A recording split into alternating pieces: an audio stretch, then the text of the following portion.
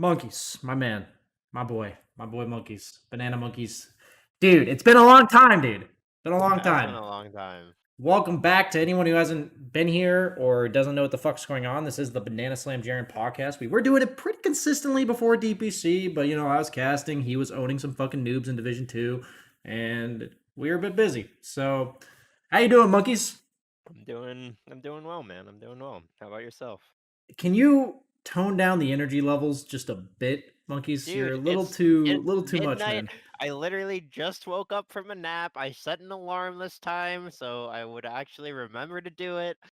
I'm allowed to Nice. be a bit more His mic is kind of low. Let me low turn you up, energy. Monkeys. Here we go. Let me turn you up. You were at I got a 69%. That wasn't intentional. uh, I got a new headset because my last headset was being way too wild with like it would randomly increase my volume by like 200% apparently. So like I I just got a new see. one.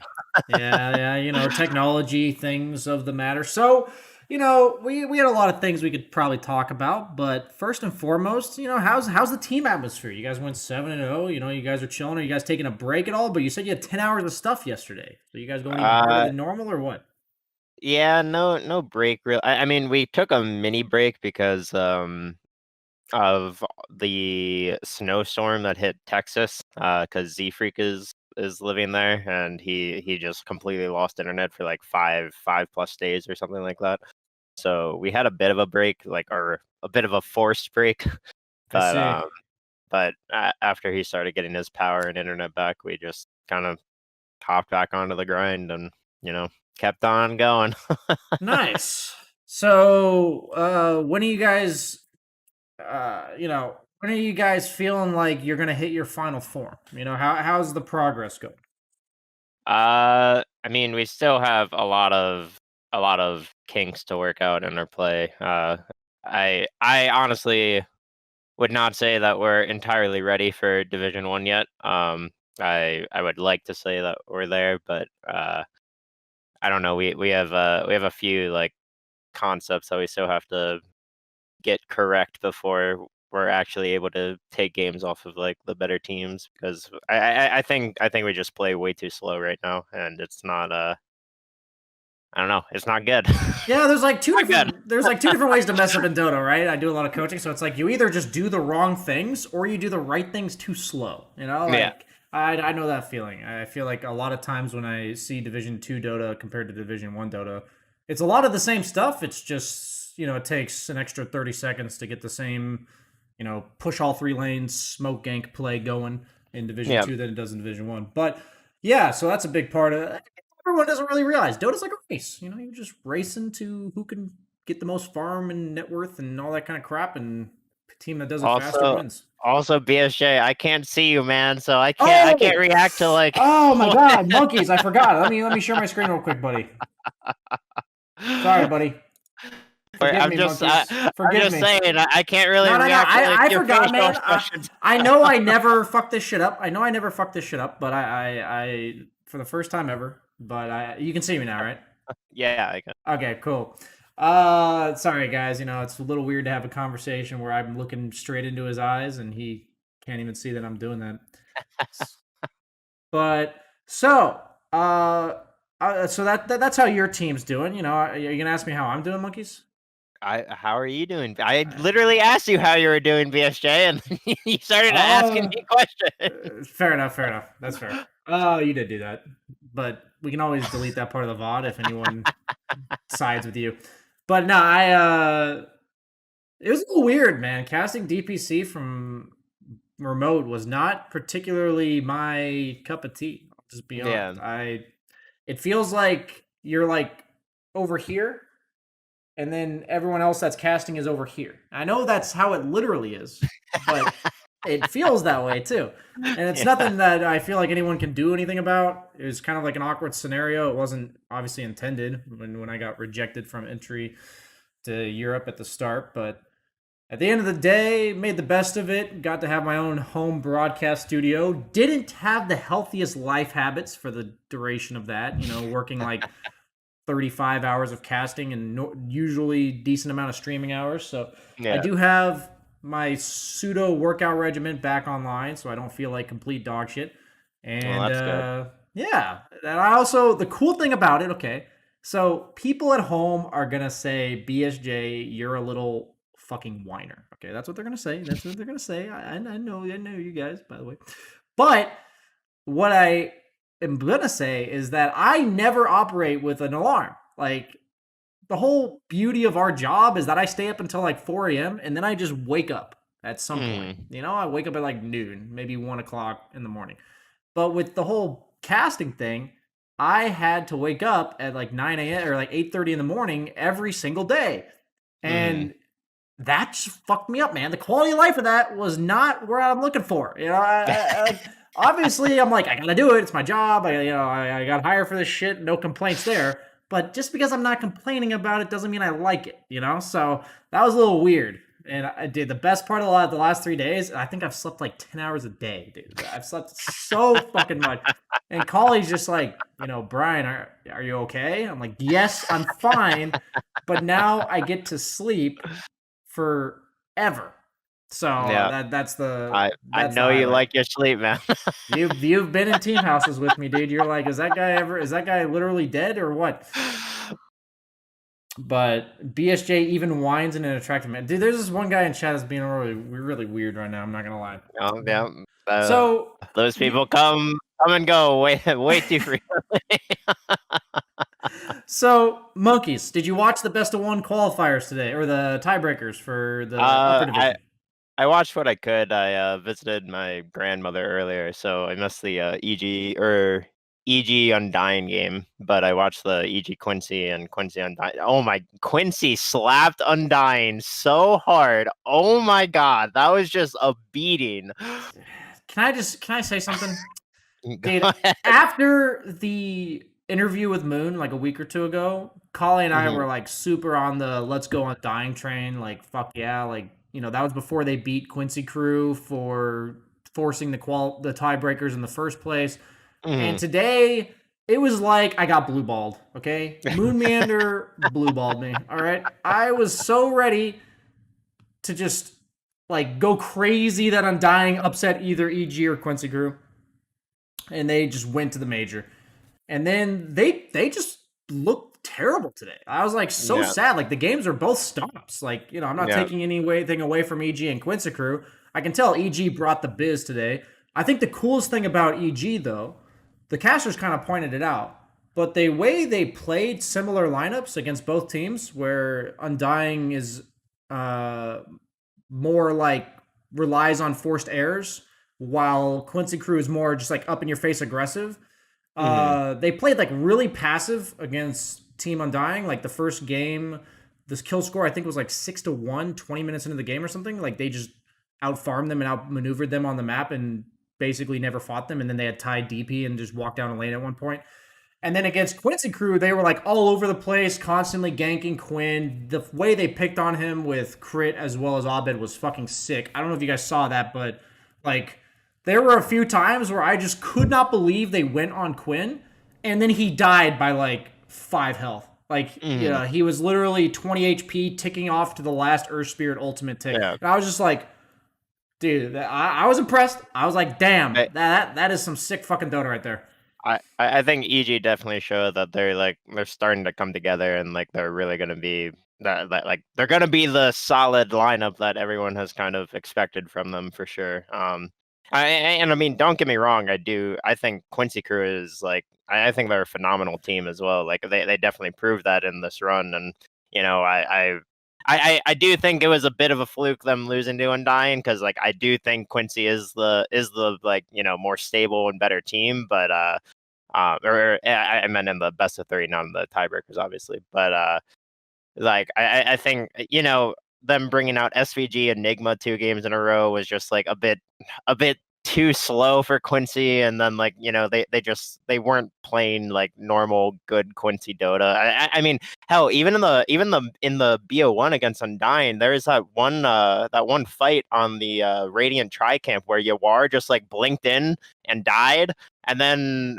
it caused a chain reaction of a couple other deaths, and then Yawar bought back after they had like a 21k gold lead for like the whole game, and then it triggered like Quinn to buy back and like SVG I think to buy back as well, and then it's just like, whoa, what just happened? Like Quincy can actually just lose the game now at this Roche fight, and that was super unlike Quincy as well, because I feel like Quincy are typically a lot more just like stable and just they just take victories in a very clean manner. But that when that happened, I was just like, what is happening? Like this is so just weird. Dude, best of ones to go to a major. That'll do some shit to you. Yeah. Yeah, like Jenkins during the draft or like between game segments was talking about how like the worst TI or the worst Dota of the entire year is played at TI. And it's pretty accurate. Like the amount of pressure that you can see it. Like Dota is like this clinical game, and then you throw all these fucking outside factors in, and we've talked about it, when it comes down to your own mindset going into a pub, when it comes down to like how your day was. Just imagine now you've got like millions of dollars weighing down on you, hundreds of thousands of people watching. It's like this is as close as they've been, really anybody, to that level of pressure in a long time. Like last year, after what? When was March? Was that the last qualifier? Was March last year? Yeah. It was like March for the LA major that never even happened. Yep, exactly. I know. I got to fly out and then get sent home and then get flown back because they did like the online league or whatever. Luckily, at that point, I was still in Arizona, so the flight was only like an hour. But if I much better than the 10-hour flight or whatever to Europe. Hey, the nice thing about the 10-hour flight was it was a nice lap. I got to do it all in one day. That was the hype. So good. It was fucking awesome. But yeah, so one topic I wanted to talk about was, we've had our fair share of discussions about the NA region, but let's go into the major. Let's take some preliminary thoughts on, we got 2 slots, right? A lot of people kind of don't respect the competitive nature of NA in regards to, outside people tend to not. But I saw some good Dota. So what I'm saying is I'm going to be optimistic and say that I think EG and Quincy Crew could be contenders for, I don't want to necessarily say winning. Maybe EG could. I think Quincy Crew could be like a top 8, maybe top 6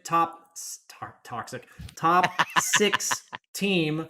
So what do you think is the bare minimum that it would take between the two of them to get us a 3rd slot in the next DPC league? I think EG top 3. No meme. I know they're known for their by top 3 you mean specifically 3rd, yes. But I mean honestly, I truly believe Quincy have the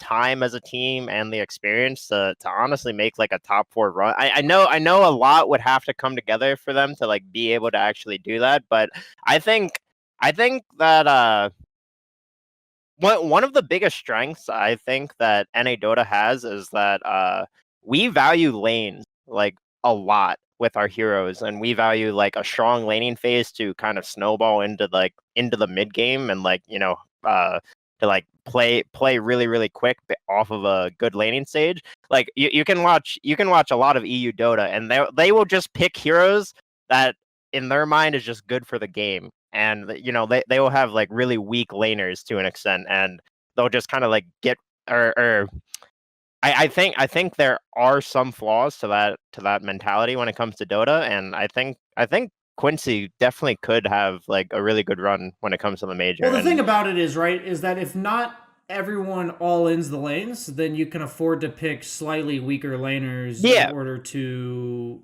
complement your game plan better. Yeah, for sure. But I think it's kind of like I don't like the beautiful thing about majors and international competition is you really get to see all of these different play styles and regions actually finally clash, right? And we haven't seen that in over a year. So it's gonna be really interesting to see how each region kind of adjusts and starts to understand each region, because like I think NA is gonna be a really fast region because again we value good strong lanes that are like aggressive and kill a lot, like so highly. Every single team in NA like values that, but then like you look at EU and you don't see that as frequently, honestly. So you say that, right? You say Hmm. that they value lanes highly, but I want to make a counterpoint. So today, EG versus Team Undying, because you didn't see this game. Undying's first three picks were Undying, Nyx Assassin, and let me see real quick. It was another hero that didn't offer all that much team fight. But the only thing they saw, okay, it doesn't show up on the fucking schedule. But the only thing that EG saw was basically three heroes with no team fight. But they Hmm. did also see an Undying. And they had a Death Prophet first rounded that could be flexed. You're like, okay, maybe this Death Prophet, that's good. Maybe they'll put the Death Prophet offlane now against the Undying. And they straight Yeah. up picked Tidehunter. They just picked Tidehunter. And I was Well. like, I was like, oh no, they had Beastmaster. The opponent had Beastmaster. So that's why they picked Tide. They saw Nyx Assassin, Beastmaster, Undying, and they just picked Tide.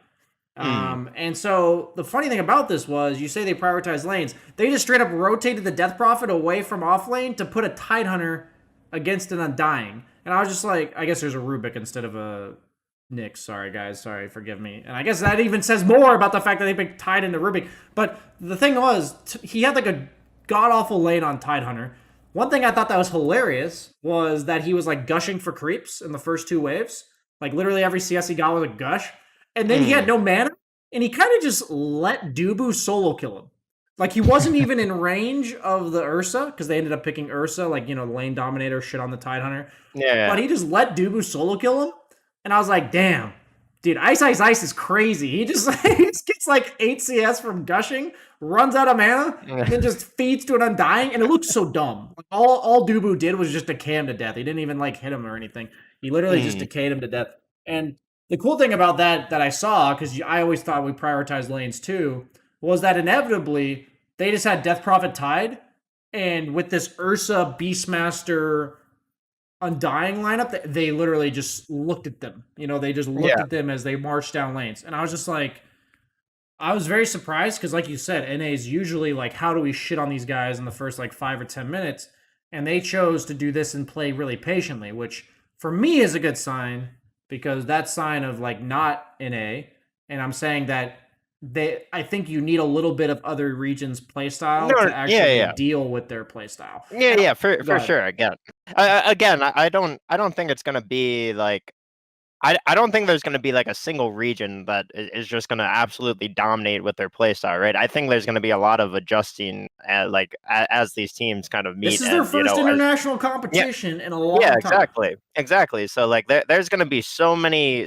like ideas and so many heroes that like uh, you know teams haven't really played against that much, and maybe they're gonna play against these other regions and be like, wow, I really didn't know Treant Protector was just that good right now. Like I don't it just has like a random hero idea, but like it's just Don't I spoil don't for the know. major monkeys. It's the pocket strats. I don't know. It's just gonna be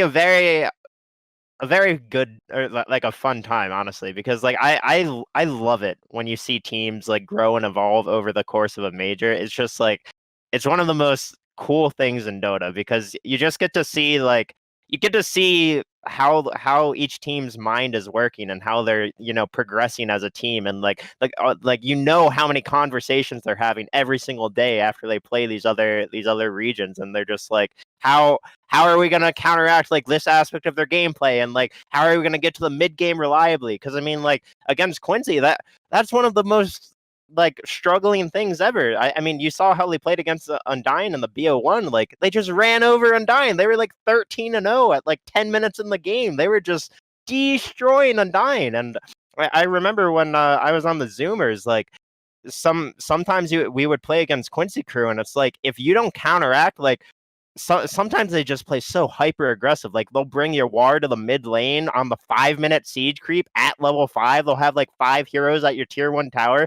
They're like And basically, if you don't bring 5 heroes there, you just get shit on and you lose your mid tower with the 5-minute siege. And it's like, well, shit. like, like now you don't have the most important tower in the game because you didn't read like that one really quick move from them.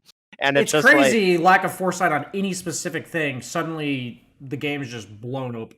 I just want to interrupt you and say that, like, you had to predict that they could possibly do that. Not that they're going to do it, but that they could do it. Otherwise, you're just fucked. Like, if you're late to react to something, suddenly your mid tower is gone. Yeah, and it's just like again, not to say like no other region like does that or doesn't do that or whatever, but it's just like I think there are a lot of quirks like that for every major team from every region, and we're gonna see so many ideas, and it's just like I don't know, BSJ. I'm just excited. Like I'm really really excited just to watch the evolution of the meta again, because like it's just been so long, and I thrive off of this shit. It's been so stale, dude. It's been so stale because like it feels like when I watch EU, even though the games are great, it's the same fucking playstyle every single game. I watch NA, it's the same playstyle every single game. It's like, yeah, they do it with different heroes. Yeah, it's creative. Yes, it's still good Dota. I enjoy watching it. But like you said, I want to see some fucking NA versus EU. I want to see some China versus EU. I want to see SEA versus NA. I want to see Ice, take down his own region. I like the thing is that the cool part about international Dota is you get to see new and improved strats because you have to, like you said, adjust because you're like, okay, I think this will work, but you haven't actually had the time to like iron it out or perfect it. You only had like 5 scrims, for instance, against a specific region where you're like, okay, like will this work against that type of thing, because you're like, okay, we have a problem, we have to address it. What heroes in our pool are capable of doing that? And sometimes, like, you'll bring a strategy nobody was ready for, and then it takes them like a day or two to adjust, and then they've got it. Sometimes, like, you end up just seeing these Arc Wardens. I remember at the SCA major, the Malaysia major, where Arc Warden was like never picked prior to the tournament, and suddenly he's first banned every single game because nobody could figure out a way to beat it. That's what I'm looking forward to. And I think you and I and everyone else, we're on the same page, man. We haven't had a fucking LAN in, more than a year. So that's the best part about it. And the cool thing is for me, I'm not even going. So I haven't been. This is the first major LAN that I wasn't even involved in the slightest. So I get to watch it from home, and I'm excited to do that. We are sponsored by Prediction. We're partnered with Prediction, and a part of that is that we also are partnership with Ignition. So check out this ad I'm going to lovingly play for all of you. Join Ignition Casino, your go-to destination for the best online poker, table games, progressive slots, and much more. Sign up with the promo code Ignition777 and deposit using Bitcoin to get 25 free spins on 777 Deluxe. Wait, I'm sponsored by somebody who gives Bitcoin, so if you use the Bitcoin, you get 25 free spins. Holy shit. Yeah, absolutely. And it's just like, I don't know, man. Especially like I feel like so many teams are going to be bringing like everything they have to this major too, because it's like, again, as we said, it's been so long. Like all these players and teams, like they're so hungry for any type of validation right now. So everyone's gonna just like, they're gonna be really putting their thinking caps on and being like, all right, how are we taking games off of each other here? So I think I'm going to go to the sad part of things, okay? So my question for you is, let's take into account, I would say the 3, I don't want to be disrespectful to the other teams, but the 3 legit contenders in NA going into the start that either in Undying's case came so close, or in the case of Zoomers and Sad Boys kind of underperformed and really had no shot ever since like the first 3 or 4 weeks. What are your thoughts for like them moving forward? Like what are these teams, like what are they aiming for in the second season? Like, do you think they're ever capable of beating Quincy Crew and EG? Like they look like they're just in a different league, like a step down. I mean, they're like, I don't know, for the Zoomers, for example, I mean, I played with that team for a long time, and I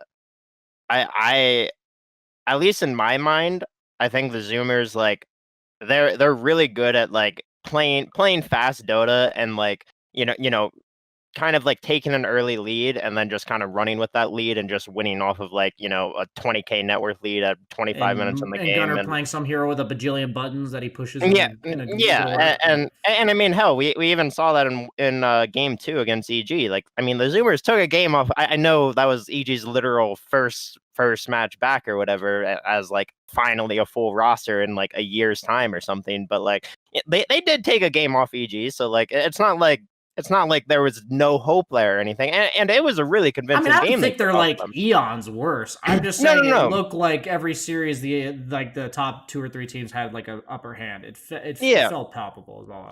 And I think the Zoomers' main issue is like they do like to play really fast and like just kind of almost disrespect the enemy team. I would say like that's kind of like their style. There's no way there's 3 heroes up this hill. Yeah, like basically, but like.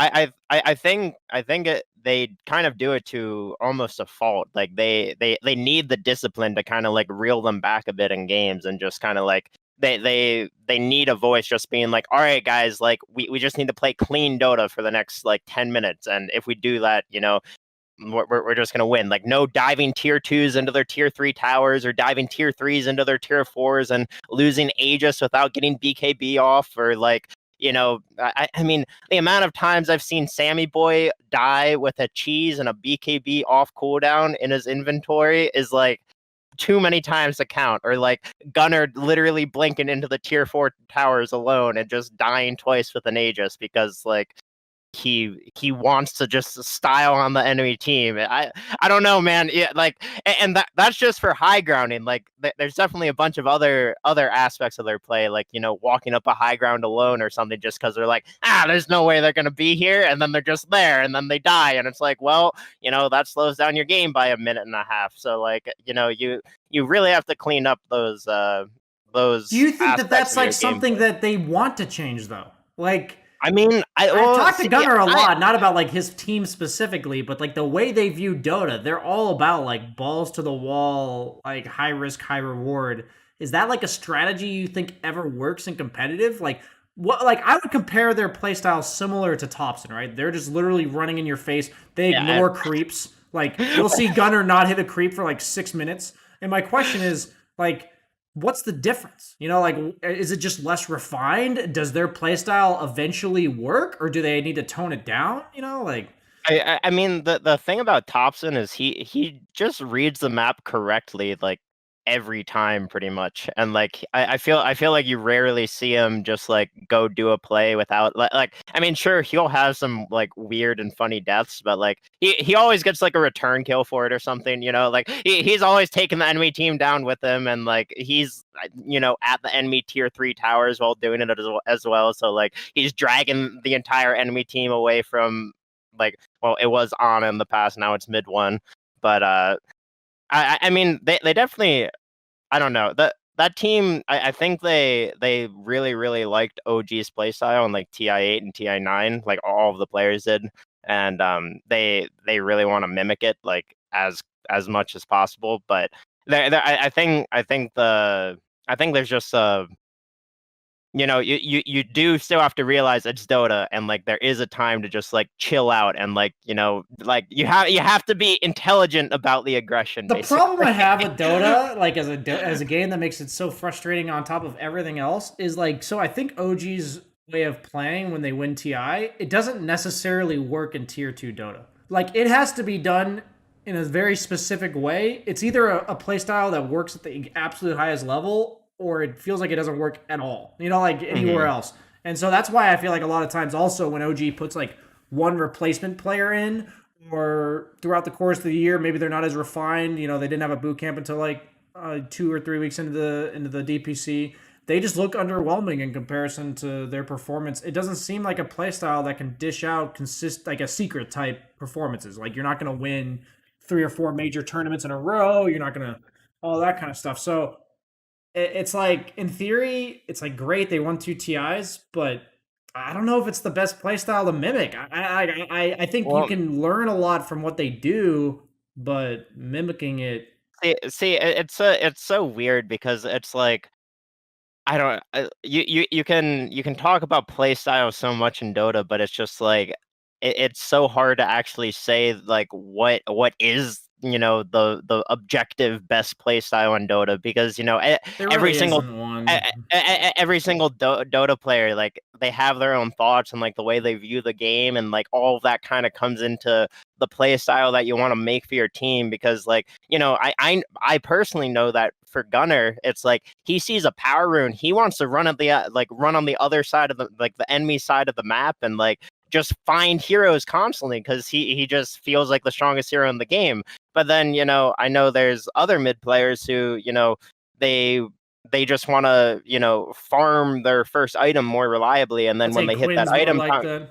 yeah, and then like when they hit that first item timing, then they feel really strong, and like that's what kind of like instigates them to run around the map a lot. But like with Gunnar, you'll see games on him where he'll be like Invoker, and he'll just have phase boots earn for 20 minutes into the game, because he's literally been nonstop running around after he got phase boots and earn, and he just that none of the rotations are working out as planned, and he's just not getting the gold that like he really wants, and Gunnar turns into like the third support almost, while the safe laner and off laner kind of become like the more two cores on the team. And like I don't know, it's just there's so many, and don't get me wrong, I'm not trying to flame Gunnar or anything. I'm just kind of like explaining. No, we're spitballing. I want to be clear. How, like there's always going to be biases, whether or not we like a particular playstyle or whether or not we are the fondest of particular players.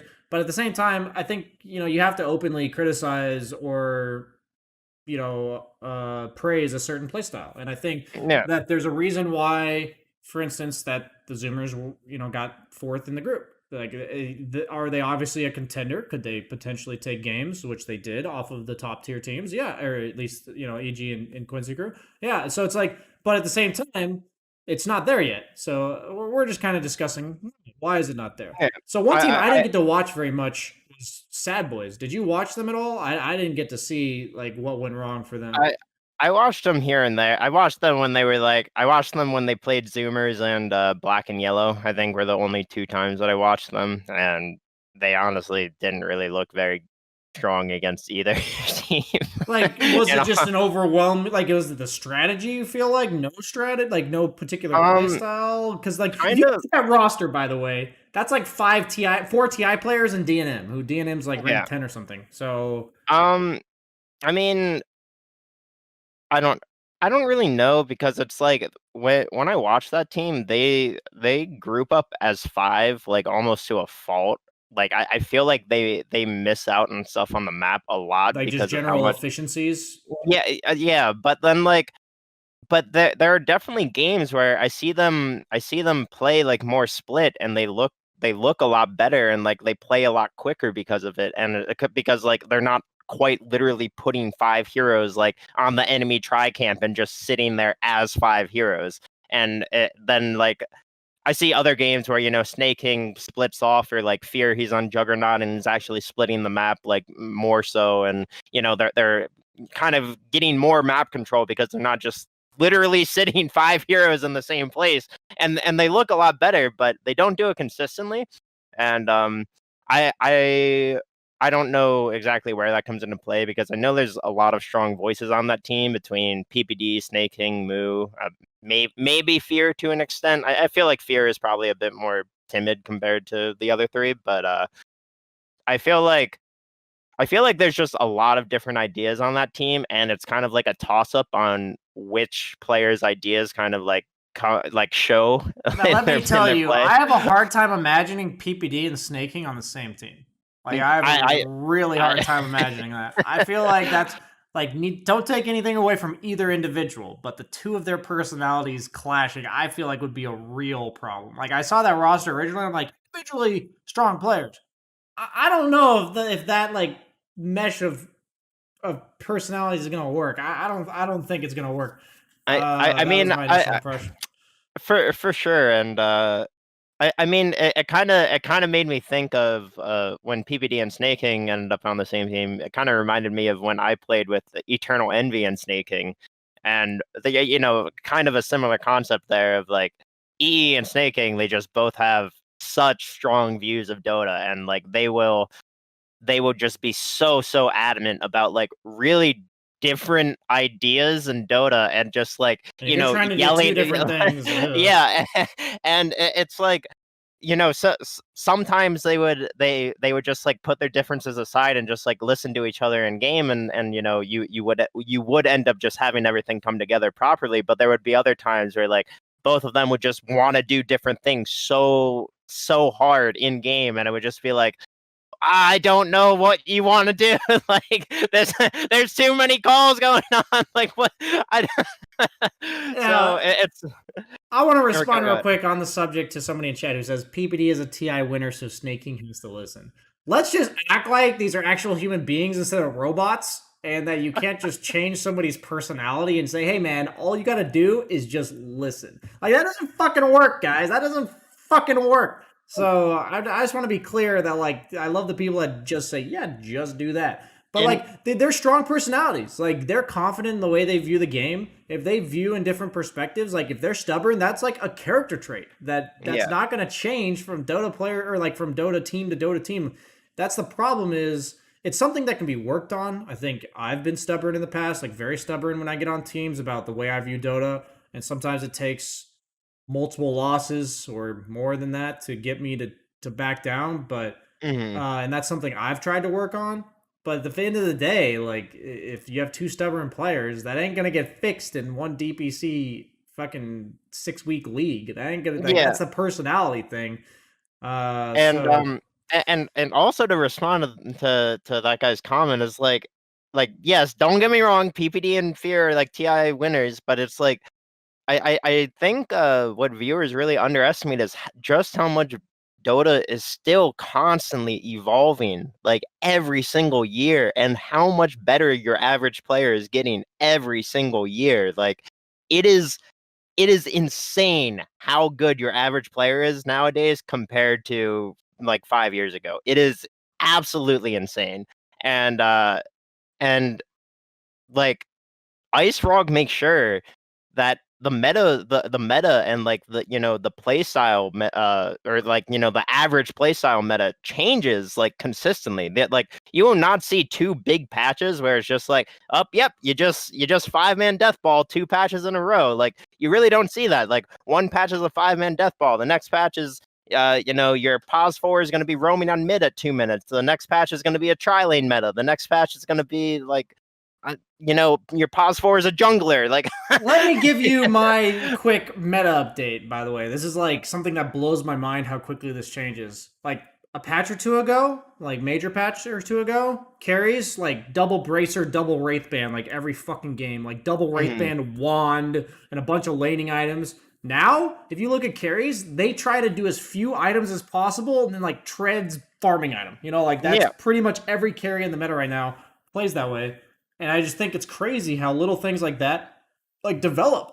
Like you just realize eventually, like, okay, if I can't win the lane anyways, if I buy double wraith band, if I find myself jungling anyway, I guess I'm gonna buy just treads. Those are simple things that really nothing in the game changed. Just maybe the heroes that are in meta changed. So like the ones that you used to buy double wraith band against, like Slardar, for instance, isn't a hero right now, at least popularity wise.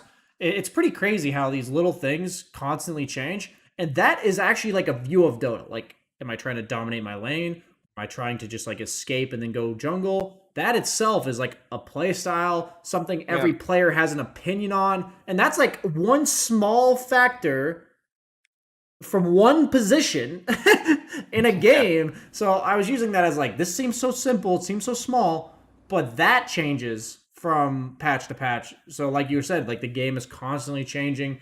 And like, even if I agreed with how like say you and I viewed the game the exact same way a year ago, we may not view it the same way now. Like that, that's just how Dota is. And so a lot of times on teams, that's why a lot of heads clash, personalities don't work.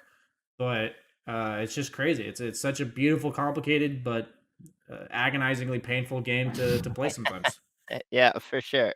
And I mean, like, even there's so many like map changes as well that can just change it all. Like I mean, take for example the shrine patch. Like there were 2 shrines initially, but one shrine was pretty much designated for the mid player, and the other shrine was designated for the off lane player. And safe lanes just they just couldn't compete. Like I would play. Fucked. I remember that. Yeah, I would play in a Abaddon, and I would just like use all of my mana and health to just do like 500 damage. And then I would go over to the shrine, hit up the shrine, come back full health, full mana, and be like, all right, let's do it again.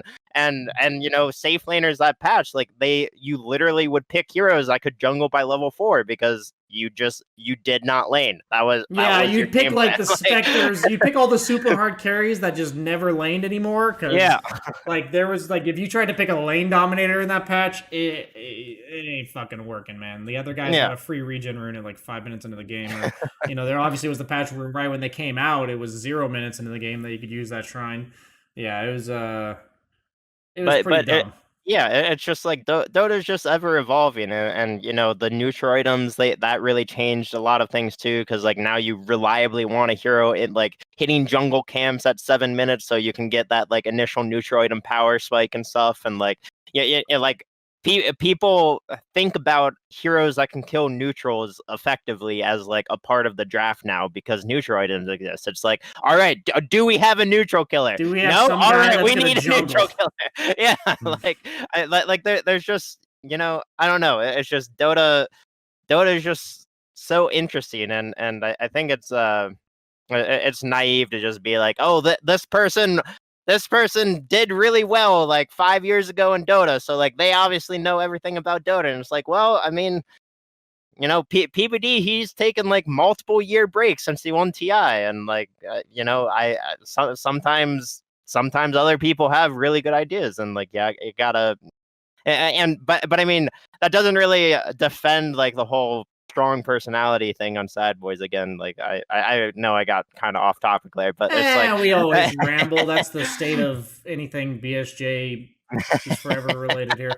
But no, the thing is, Monkeys, that what I find is a problem this week.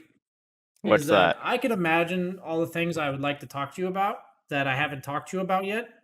And the problem is we've accrued like 3 to 4 fucking weeks of this shit. And I'm like, oh, that's another thing I want to talk about. That's another thing. But guess what? We've already been going for like 40 minutes. So here's what I'm going to say, Monkeys. We say this every fucking week, Monkeys. Fucking week. But we're going to do this next weekend. And guess what? We are going to feel like there's not too much to talk about. I know that's crazy. And man, I just want to say that if you feel like talking to me on a Thursday, let's just throw a fucking episode in there, like if you don't feel like being on the podcast, you need to say, hey, BSJ, let's hang out on Discord and chill like the bros that we are. And I'll be like, that's a little weird, Monkeys, but okay, I'll do it. So I'm just saying that every time you and I get this pleasant, well, I haven't talked to this guy, and it's kind of nice to talk to a guy, that maybe a pseudo acquaintance friend of mine. So, but I'm an acquaintance? That's gotta mess up, BSJ. Yeah, I was purposely being awkward with downplaying that one. But no, there's a lot of exciting things. We got a lot of stuff coming up. I'm personally the fucking roller coaster ride of the qualifiers today. I'm super excited simply to just not be casting 35 hours a week, even though casting's fun and all, but overworking is pretty brutal. It's gonna be a fun 6 weeks of just streaming, honestly. Are you gonna be this is your time to chill out here? Are you gonna be streaming daily or what? I actually was streaming. I streamed every single day in February up until like the 21st. Yeah, or I saw that. You're streaming at like 10 a.m. though. I mean, I had a normal sleep schedule because of my puppies, so like I would just wake up to like take them outside to like go to the bathroom, and then I'd just be like, well, I'm awake. Well, here I am. Let's turn on the stream, I guess. I don't know, that's literally always my outlook on streaming. It's like if I wake up and like I have nothing to do, and it's just like, yep, I got 7 hours of free time, might as well just stream for 7 hours, because like I don't know what else to do right now. That's kind of the gamer life, Is there any like Instagram, Twitter photos of these puppies? I'm sure I'm asking I the mean, question yeah, that everyone cares about. on Twitter, I did put some puppy videos and photos out of corgi puppies trying to jump through snow that's hot, like taller than them and stuff. So. Okay, guys, so just letting you know, you may have to hit up the socials for monkeys. There, it sounds like it's definitely worth our time and levels of cuteness. Collie's more of a cat person, but I think shaking my head, man. She appreciates some derpy dog stuff too. I love the corgis. So how old are they? Are they like super new to the family? We got them when they were 8 weeks old, and it's been about a month, so they're going on 12 weeks now. 2 of them? Yep, 2 of them, and Wow. they've already like almost tripled in size. Like it's so weird because like when you're living with the pets, like you don't really notice their growth every day. Yeah. But whenever like my dad comes over or something, he sees the pups and he's like, "Oh my God, they're so much bigger!" And I'm like, "Are they? Really?" Yeah. No, that's it's the same idea with aging. You look in the mirror and you're like, "Holy shit, that was me 10 years ago." And then So I literally think back to even just like 5 years ago, and I'm just like, "Oh my God, I've just changed so much." Like what? What? I swear, I was just like, I don't know. I don't even know where I was going with that. Hey, there's probably like a 2-hour long tangent we could take about that specific subject. But monkeys, I'm gonna cut us off here to make sure we have like a somewhat consistent timeline of duration of Banana Slam Jarrett podcast episodes, along with the consistency of the fact that we will be doing them because I miss you, buddy. But it was always nice to talk to you. Any final words for your loving fans out there, man? Not really. Just appreciate you all. Hope you're all having a wonderful time and keep on keeping on. There you go. Thanks, monkeys. Love you, buddy. See ya. See you, BSJ. But yeah, guys. Okay, that's it for the podcast. Thanks for watching, and we'll be back to a normal stream. Guys, we are on Spotify and iTunes as well, and it's under Prediction, Preediction, Prediction with 2 E's. If you do want to find us on just the audio channels,